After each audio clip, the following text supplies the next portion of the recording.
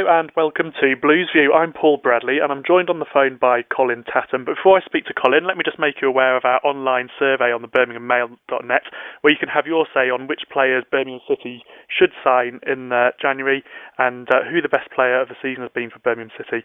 First of all, I'm joined by Colin Tatham. Hi, Colin. Hello. Everybody's obviously talking about the upcoming transfer window, January transfer window. Can you clarify Birmingham City's position? Is it going to be just loans, or are they going to be able to spend big? Definitely they'll be going down the loan route, as a lot of other clubs will be. And I wouldn't be saying they're going to be spending big. I mean, this time last year they were looking at sort of shelling out £10 million for Roman Pavlyuchenko. But that's just not going to happen from my understanding. But there has been a bit of sort of confusion with a sort of comment that Alex McLeish said at one of his pre-match press conferences, saying that the club are not in a position to spend at this moment. But he also said, that they are looking for loans and permanent transfers. So that sort of muddied the waters a little bit, and it elicited a response from the Blues board, which again didn't rule anything in, but didn't rule anything out either. So unfortunately, we're just going to have to wait and see. But in terms of the original question there, Paul, I mean, I don't think they'll be spending big whatsoever, no. Okay.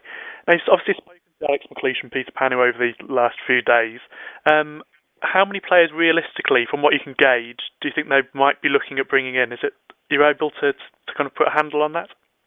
Well, I would have thought they'd be looking at 2, 3, if not 4, because the positions where they want to strengthen, are still vacant, as it were. I mean, at the top end of the pitch in the attacking third, with James McFadden long-term injured and Gary O'Connor now released, and obviously Marcus Ben, persona non grata, they need 1, if not 2, forwards, and also to address the wide areas and maybe midfield and defensive cover. So, and as I'm talking there, I mean, it's totting up, isn't it? Now, whether they bring those money in, I couldn't predict, but certainly there is a need to do something. Otherwise, Blues could find themselves in a lot of trouble come the sort of mid to back end of the season.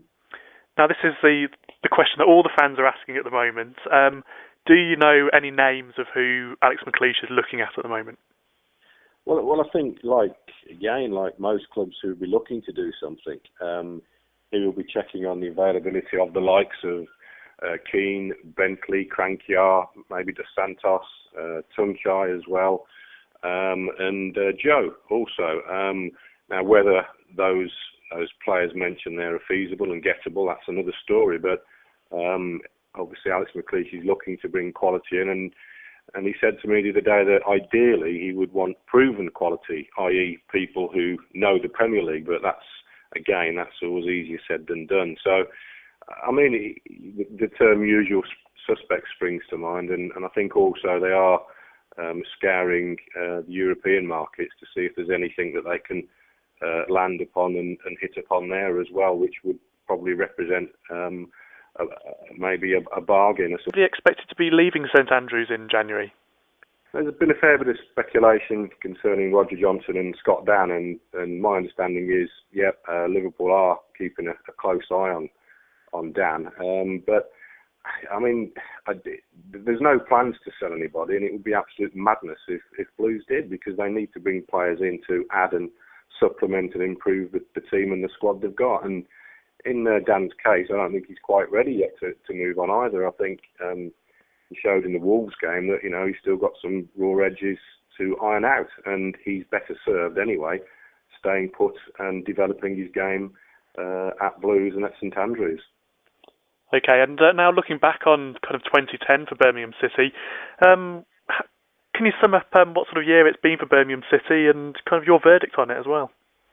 I think if you take the sort of start of the year, everything was cock-a-hoop. The new owners were in. The team were the unbeatables.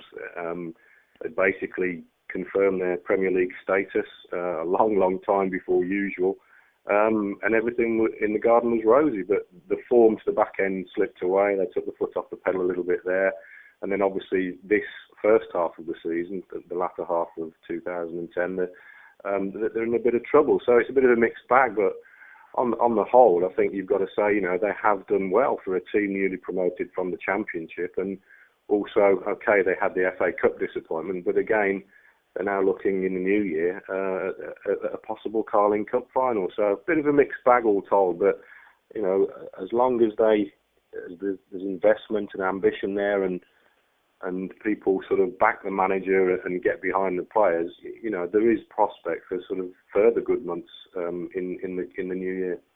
Okay, well, it seems a case of so far so good, but I'm sure Blues fans will be looking for more in 2011. Thanks for joining us today, Colin, and thanks everybody for joining us on this show. We'll be back again soon with more Blues View.